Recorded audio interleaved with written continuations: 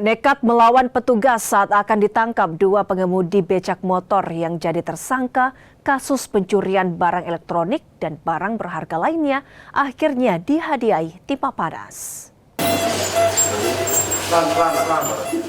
Kedua tersangka berinisial FRM dan CEW yang berprofesi sebagai pengemudi bentor tangkap di salah satu pangkalan bentor.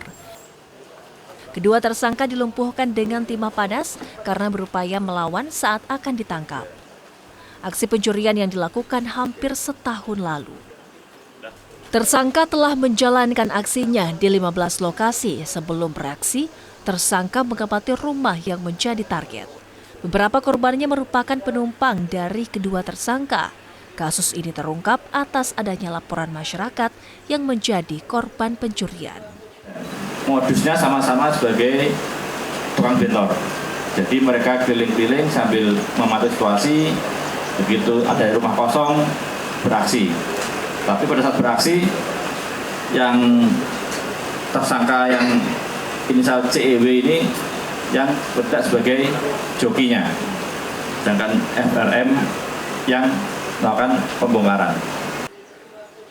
Barang bukti 4 unit televisi, 1 unit kulkas, laptop, 6 tabung LPG, 3 kompresor, dan 2 bentor milik pelaku turut disita.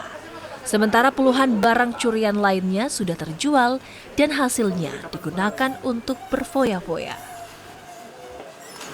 Mereka berprofesi sebagai supir bentor, kemudian pada saat ada calon korban yang menumpang di bentornya, disitulah mereka mapping. Mereka gambar terhadap korban-korbannya.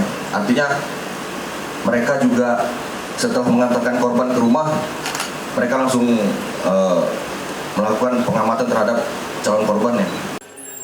Akibat perbuatannya, kedua tersangka terancam hukuman pidana maksimal 7 tahun penjara.